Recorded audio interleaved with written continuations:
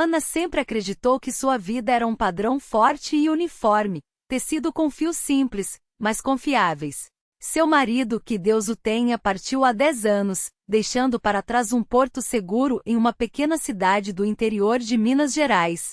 Sua filha, Maria, sua alegria e apoio, casou-se com Eugênio, um homem firme como a rocha, um pouco rude nas palavras, mas com mãos habilidosas e um olhar direto. O neto, Miguel, uma cópia do avô com seu queixo teimoso, tornou-se a luz em seus anos mais avançados. Tudo seguia um caminho bem traçado.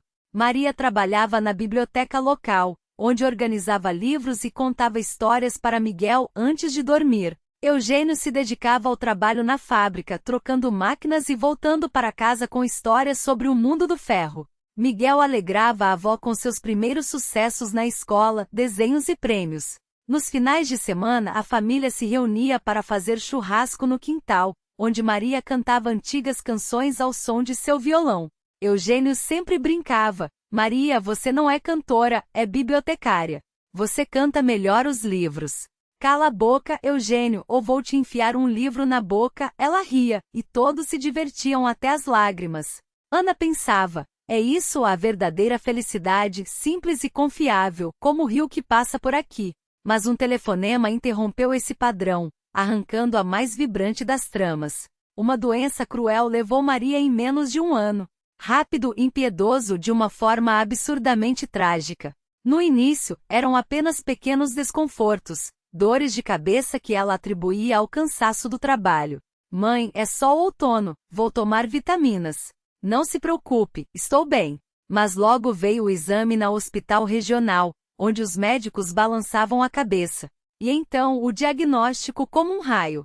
Ana abandonou tudo. Casa, horta e passou os últimos dias ao lado da filha, segurando sua mão, que esfria diante de seus olhos. Aguenta firme, querida, estamos todos com você. Eugênio e Miguel estão esperando em casa, ela sussurrava, enquanto Maria sorria fracamente. Mãe, prometo que vou tentar. Diga ao Eugênio para não se preocupar. E ao Miguel, diga que a mamãe o ama mais que tudo no mundo. Mas Maria estava se apagando. Primeiro parou de comer, depois de falar, deixando um vazio que nada poderia preencher. O funeral foi sob a chuva. Os vizinhos cochichavam. Pobre Maria, tão jovem, como eles ficaram agora? O mundo de Ana se despedaçou em cacos afiados, mas ela, endurecida pelo vento das montanhas, não se permitiu quebrar. Aguente firme, Ana, por causa deles, repetia para si mesma ao acordar. Agora tinha 2 metas, o neto Miguel e o genro Eugênio. Genro, uma palavra seca, oficial. Após a perda de Maria, ele se tornou mais próximo de um filho para ela. Mas esse filho vagava pela casa como um fantasma esmagado pela dor. Os primeiros meses se transformaram em um verdadeiro tormento. Eles mal conversavam. Cada dia era um fardo pesado sobre os ombros, e Miguel chorava à noite. Onde está a mamãe? Quando ela vai voltar? Logo, meu sol, logo, ela respondia, abraçando-o com força para não desabar. Eles 3 se espremiam em um velho apartamento na periferia, onde a chuva de outono batia nas janelas, como um lembrete da fragilidade da vida. Eugênio se afundou no trabalho na fábrica, fazendo horas extras para não ficar em casa. Voltava para casa no escuro, comendo mecanicamente o que ela preparava. Uma sopa, um arroz com carne, e beijava Miguel na cabeça antes de se trancar no quarto, onde ainda pairava o leve perfume de Maria com notas de flor de laranjeira. Eugênio, coma direito, você está magro como um palito, dizia ela, mas ele apenas acenava. Obrigado, Ana. Estou bem. Ana assumiu todas as responsabilidades da casa, lavar, cozinhar, ajudar Miguel com os deveres. Ela lutava para manter a aparência de normalidade nas ruínas de seu antigo lar. De manhã acordava o neto, preparava sanduíches com queijo e verduras para a escola e o acompanhava até a esquina, onde ele acenava. Tchau, vovó, não esquece de mim. A mamãe logo volta. Miguel perguntava com esperança nos olhos e ela, apertando o coração, respondia. A mamãe está nos olhando do céu, meu sol. E nós temos que ser fortes como o papai e a vovó. Hoje você vai desenhar uma imagem para ela. À noite, depois de colocar Miguel para dormir, lendo-lhe um conto para distraí-lo, ela e Eugênio permaneciam na cozinha. Ele fumava na janela, olhando as luzes molhadas da cidade, exalando fumaça no ar úmido. Ela cortava cebolas para o dia seguinte ou lavava a louça, fazendo barulho com os pratos. As conversas eram escassas, como os dias de outono. Como foi o turno? Você não está cansado na fábrica? Ela perguntava, tentando quebrar o silêncio enquanto secava as mãos com um pano. Normal, Ana. O metal está barulhento, como sempre. Hoje superamos a meta, ganhei um bônus, ele respondia de forma curta, sem olhar para ela, apagando o cigarro. Miguel se saiu bem em português hoje. Decorou um poema sobre o outono. Folhas caindo, tapete dourado, ele recitava. Bom, ele é inteligente, como a Maria era. Ela também amava poesia. Dizem que a chuva não vai parar amanhã. Não esquece do agasalho, senão você vai pegar um resfriado. Miguel se molhou ontem e ficou espirrando a noite toda. Essas frases serviam como tábuas frágeis sobre o abismo de sua dor. Ela notava como ele estava emagrecendo, os ombros caídos. A camisa pendia nele como em um cabide, e a barba crescia porque ele havia esquecido de se barbear. Os fios brancos começaram a surgir em suas têmporas, e em seus olhos havia um vazio tão profundo que a fazia sentir uma dor no peito. Queria se aproximar, abraçá-lo como um menino, apertá-lo contra si e sussurrar. Tudo vai ficar bem, Eugênio, aguente firme. Estamos juntos. Mas ela, sogra, mãe da sua falecida esposa, sabia que essa barreira era intransponível. Os dias se fundiam em semanas. E Ana às vezes se pegava pensando, e se ele for embora encontrar outra, nos deixar sozinhos, a mim e a Miguel? Mas Eugênio não partia, ele apenas existia como uma sombra em sua casa. Um dia a vizinha, Dona Nena, bateu à porta. Ana, como vocês estão? Eugênio chega tarde da fábrica, e Miguel está sozinho. Que tal um chá? Fiz panquecas. Obrigada, Nena. Estamos nos virando, respondeu ela. Mas por dentro uma dor a atingiu. Todos têm pena, e nós somos como órfãos. Lembrou-se de como antes Maria ligava da biblioteca. Mãe, vou chegar mais tarde, ajudo com o jantar. Eugênio prometeu trazer peixe fresco do rio. Miguel quer sopa de peixe. E agora silêncio. Apenas o eco daquelas vozes. Em outra ocasião, Miguel voltou da escola com um desenho. Vovó, isso é para a mamãe. Ela está olhando da nuvem. Ela pendurou na parede e lágrimas brotaram. Está lindo, meu sol. Ela vai ver. Um dia, Eugênio chegou tarde, todo encharcado pela chuva, com o rosto exausto. Seus olhos estavam fundos, as mãos tremiam. Sem tirar o impermeável que escorria água pelo linóleo, formando uma poça, ele desabou na cadeira e segurou a cabeça com as mãos, como se estivesse preso em um torniquete. Eugênio, o que aconteceu? Você está pálido como um papel, Ana se alarmou, deixando de lado o tricô. Ela estava apenas remendando suas meias, que estavam desgastadas do trabalho. Ele ficou em silêncio, olhando para o chão. A respiração estava pesada. Ela serviu-lhe um chá com hortelã e colocou a xícara à sua frente. Beba, aqueça-se, senão vai pegar um resfriado. O que aconteceu na fábrica? Finalmente, ele levantou o olhar, e nela ela viu pela primeira vez não uma sombra, mas um terror animal. Seus olhos estavam vermelhos, cheios de lágrimas, e a voz, rouca. Não consigo, Ana, não tenho forças. Hoje seria o aniversário de casamento dela. Fui ao cemitério depois do turno, coloquei flores, e lá estava chovendo sobre a terra, tão vazio como na cova. Ela prometeu que sempre estaríamos juntos, filhos, casa. E agora, nada. Miguel perguntou hoje, papai, a mamãe volta para o meu aniversário? Ele não sabia o que responder. A voz falhou, e ele começou a chorar. Silenciosamente como um homem, deixando as lágrimas caírem na xícara, seus ombros tremiam como se estivesse com febre. Naquele momento, todas as barreiras desmoronaram. Ana, esquecendo-se de seus papéis, deu um passo à frente e o abraçou pelos ombros, largos e curvados pela dor. Eugênio, querido, está tudo bem, eu estou aqui. Miguel, vamos contar a verdade devagar, mas juntos, ela sussurrou. Ele se sobressaltou com a surpresa, mas não se afastou. Ao contrário, se agarrou a ela como um afogado a um colete salva-vidas, enterrando o rosto em seu ombro. Eles ficaram ali, na penumbra da cozinha. Ela acariciava seus cabelos molhados, sentindo seu corpo tremer. As lágrimas encharcavam sua blusa. Estamos todos aqui. Maria está conosco em nossos corações. Não desista. Lembra como ela dizia: Eugênio, você é meu herói. Vai suportar tudo, continuou ela, e dentro dela uma mistura de compaixão, calor e algo proibido que ela temia não dar. Ela sentia o calor dele através da camisa molhada, sua respiração irregular, e com clareza percebeu: esse homem quebrado se tornou para ela mais do que um genro. Ele era parte de sua família, parte de Maria. E perdê-lo significava perder tudo. Lembrou-se de como Maria dançou com ele no casamento. Mãe, Eugênio, minha rocha, tudo se sustenta sobre ele. Sem ele eu caio. Agora essa rocha estava rachando, e ela precisava segurá-la. Vamos, Eugênio, vá dormir. Amanhã é um novo dia, disse ela suavemente, e ele acenou, enxugando o rosto. Obrigado. Você está certa. Aquela noite mudou tudo. Na manhã seguinte, na cozinha, pairava um constrangimento, mas não gelado, e sim vivo, tremendo como o primeiro raio de sol após a tempestade. Eugênio apareceu à mesa, barbeado, ele mesmo se arrumou diante do espelho, vestindo uma camisa limpa, que ela havia passado na noite anterior, e pela primeira vez em um mês olhou nos olhos dela. Neles não havia apenas dor, mas uma tímida ternura, como gratidão por ter sido salvo. Obrigado por ontem, Ana. A manhã começou com um silêncio tenso, mas não frio. Era um silêncio que pulsava com a esperança de um novo começo. Ana estava na cozinha, preparando o café da manhã, quando Miguel, seu neto, acordou e entrou, esfregando os olhos sonolentos. Papai, você não está triste, né? Perguntou o menino, enquanto se sentava à mesa.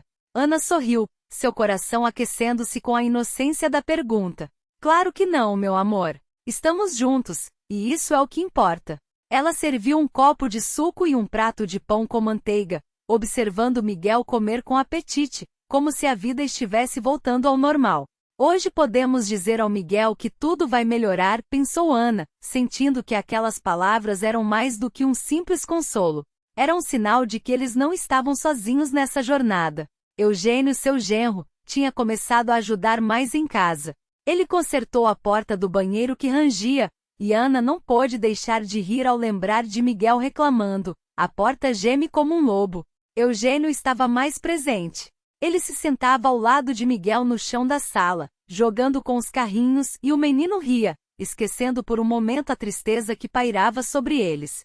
Papai, olha, minha máquina é mais rápida. Misha exclamou enquanto Eugênio respondia com um sorriso: vamos ver quem ganha essa corrida. A relação deles ainda era marcada pela dor, mas havia uma nova conexão, uma linha invisível que os unia em meio ao luto. Em uma noite enquanto Misha dormia, Eugênio se virou para Ana e disse: a Ana pediu que eu ensinasse o Misha a consertar a bicicleta. Que tal tentarmos amanhã? Tenho ferramentas na fábrica. Ana assentiu, sentindo a tensão entre eles se fortalecer. Claro, Eugênio. Ele vai adorar. A conversa fluiu naturalmente, e Eugênio começou a ficar mais tempo após as refeições, compartilhando histórias do trabalho e rindo das travessuras de Misha. Você não vai acreditar no que aconteceu hoje na fábrica, ele começou, e Ana se interessou. O que foi? Aquele velho maquinário deu problema de novo? Ele riu quase. Mas conseguimos consertar. O Pacheco quase escorregou em uma poça de óleo e caiu. Foi hilário. Ana ria, limpando as lágrimas que escorriam de tanto rir. Você sempre foi o mecânico dos deuses, Eugênio. Até um bule quebrado você conserta. A conversa fluiu, e eles se lembraram de Masha, a filha de Ana, que sempre os incentivava a torcer pelo time da cidade. Você se lembra de como ela nos arrastava para os jogos? Vamos, vai ser divertido. Ana disse, e Eugênio sorriu, lembrando-se da energia dela. Essas noites tornaram-se refúgios de calor e risadas. Eugênio até começou a ajudar com a louça, dizendo: deixe que eu lavo, você merece um descanso. Ele estava se reerguendo lentamente, começando a notar as pequenas coisas que Misha fazia, como quando o menino desenhou a casa deles e disse: olha, aqui estamos nós três. Vamos ao parque no fim de semana, Misha. Você precisa de ar fresco, e nós também, sugeriu Eugênio um dia. Ana sorriu, lembrando-se das palavras de Masha: um piquenique é o melhor remédio. Ela se pegou pensando em como Eugênio estava se tornando uma presença reconfortante em sua vida. Enquanto preparava o jantar, Ana pensou em como Eugênio gostava de comida apimentada. Devo adicionar um pouco mais de tempero ao caldo, ela murmurou para si mesma. No mercado, escolheu um suéter azul escuro que destacava os olhos dele e pensou, como ele fica bonito quando sorri. Certa vez, enquanto faziam compras, Misha puxou a mão de Ana. Vovó, vamos comprar maçãs para o bolo. Eugênio, carregando as sacolas, brincou. Esses tomates estão vermelhos como as bochechas de um carro. Ana sorriu, lembrando de Masha. Essas maçãs estão perfeitas para o nosso bolo, disse ela, e Eugênio concordou. Vamos fazer o melhor bolo de maçã que você já provou. Em casa, eles se divertiram fazendo a massa, com farinha voando por todo lado. Olha, Ana, você está parecendo a Sininho, toda coberta de farinha. Eugênio brincou, e Misha riu, vocês são hilários. Mas em meio a risos, a dor ainda era palpável. Ana olhava as fotos de Masha na estante, lembrando-se de momentos felizes. Desculpe, filha, ela murmurou, sentindo as lágrimas queimarem como ácido. Como posso me alegrar com sua ausência? Ela tentava afastar esses pensamentos, mas eles voltavam, especialmente quando via Eugênio brincando com Misha. Ele o ensinava a amarrar os cadarços, e Ana via nele o homem forte que Masha sempre amou. Ao ajudar Eugênio, estou mantendo um pedaço da minha filha vivo, pensou Ana, e isso lhe dava força. Certa vez, eles foram juntos ao mercado e Misha puxou a avó. Vamos comprar maçãs e sorvete. Eugênio, com as sacolas de legumes, brincou novamente. Esses tomates estão vermelhos como as bochechas de um carro. Ana apontou para as maçãs. Essas estão perfeitas para o bolo. Então vamos levar. Disse Eugênio, e Misha animado pediu. Posso ser o chefe da cozinha? Vou fazer o recheio. Em casa, a farinha voava novamente e Ana se lembrou de Masha, que também adorava fazer bolos. Mãe, eu sou a rainha dos bolos. Ela costumava dizer. Mas a alegria foi interrompida quando Misha adoeceu. Após uma tarde chuvosa no parque onde alimentaram os patos, o menino começou a ter febre alta. Ana e Eugênio se revezaram ao lado da cama, preocupados. Fica tranquilo, Misha, a vovó está aqui, Ana sussurrou, enquanto trocava os compressas frios em sua testa. Eugênio corria até a farmácia, trazendo remédios e dizia, aqui está o xarope, o médico disse que vai ajudar. Misha, com a voz fraca, perguntou, papai, você não vai embora como a mamãe, né? Ana sentiu um nó na garganta e respondeu, ninguém vai embora, meu amor. Estamos todos juntos, eu prometo. Na terceira noite, quando Misha finalmente dormiu tranquilo, Ana e Eugênio estavam exaustos na cozinha. O relógio marcava 3 da manhã, e a casa estava tão silenciosa que podiam ouvir o tic-tac do relógio. Eugênio preparou um café forte e colocou uma xícara na frente de Ana. Beba, você precisa de energia. Sem você eu não conseguiria. Os dedos dele tocaram acidentalmente a mão dela, e um choque percorreu seu corpo. Eles se olharam, e Ana viu algo diferente nos olhos dele, uma conexão que ia além do luto. Ela percebeu que não via mais apenas um genro, mas um homem solitário, ferido pela vida. Um desejo inesperado a invadiu, e ela queria que ele a tocasse novamente, como naquela noite em que se abraçaram. A ideia a assustou, e ela se levantou abruptamente derrubando a cadeira. Misha não acordou. Desculpe, preciso ir me deitar, murmurou fugindo para o quarto, deixando Eugênio na quietude da madrugada. Fechou a porta e se encostou contra ela, o coração batendo descontroladamente. O que foi isso? Pensou, lutando contra a confusão de sentimentos. Eu sou a mãe de Masha. Durante a noite revirou-se na cama, lembrando-se de Masha doente e pedindo, mãe, não vá embora, fique comigo. Eu sou a rocha dela. Mas agora para quem sou eu a rocha? As lágrimas escorriam pelo seu rosto, e a parede de silêncio e desconforto entre eles cresceu ainda mais forte após aquela noite. O café da manhã seguinte foi envolto em um silêncio pesado. Misha falava animado sobre a escola, mas Ana mal ouvia. Vovó, hoje é dia de desenho. Vou desenhar nossa família. A atmosfera na casa de Ana estava carregada de um silêncio desconfortável. Ela se movia rapidamente pela cozinha, arrumando os pratos com um cuidado excessivo, evitando o olhar de Eugênio, que estava à mesa com a cabeça baixa, mexendo a comida no prato. Come, Misha, a sua vitamina está deliciosa, disse ela, tentando manter a conversa leve com o neto. E o desenho que você fez vai mostrar à vovó mais tarde, não é? Eugênio sentiu a tensão no ar, mas permaneceu em silêncio, apenas assentindo quando Ana lhe ofereceu café. Obrigado, murmurou ele, a voz baixa, quase inaudível. A dor que Ana sentia por dentro era como uma faca, mas ela se esforçava para manter a compostura. Era o que Masha teria querido, pensou. A vida continuava, mesmo que parecesse um fardo. As semanas se arrastavam e as noites se tornaram um ritual de solidão. Eugênio se retirava para o quarto logo após o jantar, murmurando um boa noite, Ana, antes de fechar a porta com um clique suave. Ela se deitava cedo, tentando não ouvir os passos dele no corredor ou o som da água no banheiro. A vida havia se transformado em um ciclo de solidão, e Ana se via presa em memórias de Masha, lembrando-se de como a filha costumava pedir, mãe, não vá embora, fique comigo. Misha, percebendo a tristeza ao seu redor, perguntou um dia, vovó, por que o papai está tão triste?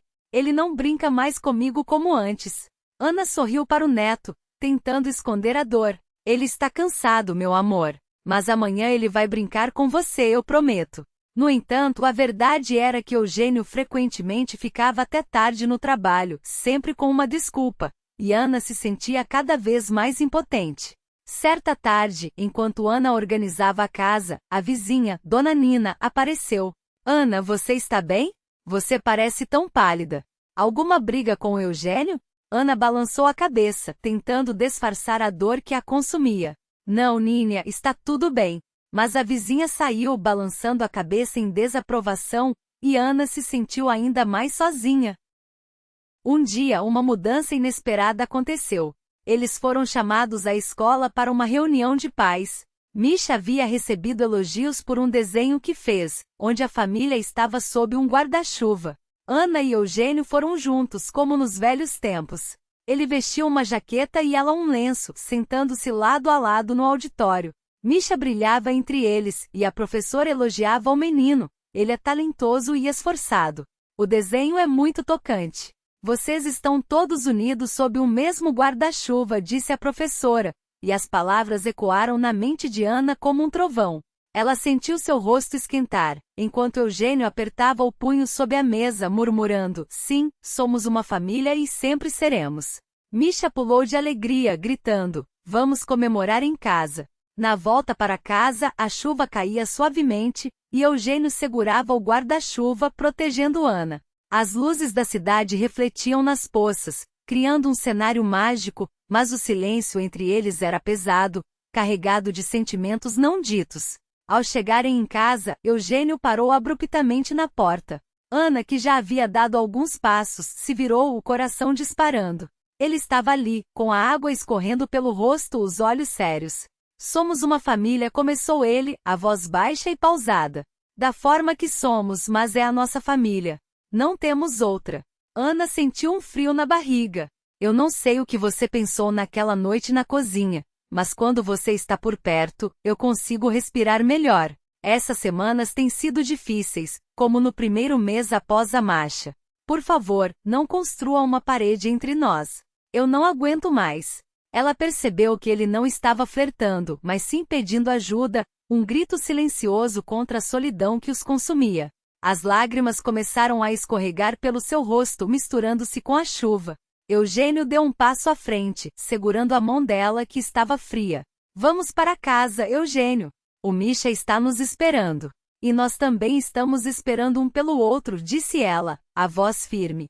A barreira entre eles começou a ruir, e eles caminharam lado a lado, com Misha correndo à frente, animado. Vou fazer outro desenho, ele gritou, enquanto a casa começava a ganhar vida novamente, cheia de calor e risadas. As noites na cozinha se tornaram mais longas, repletas de conversas e memórias. Ana contava histórias de sua juventude, e Eugênio ouvia atentamente, sorrindo ao lembrar de Masha. Você se lembra de como ela roubou uma maçã do pé e ficou o dia todo tentando se justificar? Ana riu, e a tristeza se dissipou por um momento. Ela dizia que a maçã caiu sozinha. Eugênio sorriu, lembrando-se da filha. Ela era cheia de vida, Ana. E você também é. Com o tempo eles se tornaram parceiros, compartilhando a carga da casa. Nos fins de semana passeavam no parque, onde as folhas dançavam ao vento e alimentavam os esquilos. Eugênio empurrava Misha na roda gigante, enquanto Ana observava, pensando: isso é felicidade simples, mas verdadeira. Um dia celebraram o aniversário de Misha. Prepararam um bolo e convidaram os vizinhos. Dona Nina comentou: como vocês estão bem juntos, uma família que dá inveja. Misha apagou as velas, desejando que todos fossem felizes, que a mamãe estivesse orgulhosa. Ana observava seu filho, percebendo o homem que ele estava se tornando, enquanto Eugênio resmungava sobre os preços que subiam. Precisamos economizar, mas o bolo do Misha é sagrado, disse Ana rindo. E assim a vida continuou, cheia de pequenos momentos que aqueciam seus corações. Uma noite, enquanto Ana se olhava no espelho, Eugênio se aproximou e disse: você é linda, Ana. Não se preocupe com a idade. Ela só a torna mais preciosa. Ana sorriu, lembrando-se das palavras de Masha. Obrigada, Eugênio. Você também não mude. Nós precisamos de você. Um dia, decidiram fazer uma reforma na casa. Misha se tornou seu ajudante, correndo com ferramentas e ajudando a consertar as coisas. Vamos pintar a prateleira de azul como a cor favorita da mamãe, sugeriu Eugênio, e Ana concordou. Naquela noite, enquanto Misha dormia, eles se sentaram juntos no sofá, sentindo a presença um do outro. Com você me sinto em paz. Como se a Masha estivesse sorrindo, disse Eugênio. E comigo também, respondeu Ana, e suas mãos se tocaram, entrelaçando-se por um breve momento. Mas a tranquilidade foi interrompida por um toque de telefone, abrupto e inesperado, cortando a atmosfera suave do jantar. Era a prima Tamara, de uma cidade vizinha, trazendo notícias que mudariam tudo novamente. Oi, Ana. Eu tenho algo importante para te contar. É sobre a Masha. A voz de Tamara tremia do outro lado da linha. Ana sentiu um frio na barriga, enquanto Eugênio a olhava preocupado. O que aconteceu? Perguntou ela, o coração acelerado. Ela deixou algo para vocês. Um legado que pode mudar tudo. A conversa se arrastou, e Ana sentiu a tensão aumentar. O que você quer dizer com legado? A prima hesitou, e Ana percebeu que a vida que haviam reconstruído estava prestes a ser desafiada novamente. A revelação de Tamara trouxe à tona segredos guardados, e a confrontação que se seguiu aconteceu no quintal, onde tudo começou. Nina, chega! A vida deles não é mais da sua conta, gritou Ana, segurando a mão de Eugênio. Nós estamos juntos, e isso é o que importa. Misha, ouvindo a discussão, correu para dentro de casa, enquanto Ana e Eugênio se enfrentavam com a dor do passado e a esperança do futuro. Eu não quero mais viver no passado, mas você precisa entender que a Masha sempre será parte de nós, disse Eugênio, e Ana assentiu, percebendo que a única maneira de seguir em frente era honrando a memória de sua filha. Vamos fazer isso juntos, por Misha e por nós, concluiu Ana, e Eugênio a abraçou, enquanto a luz do sol começava a brilhar novamente sobre eles, aquecendo seus corações.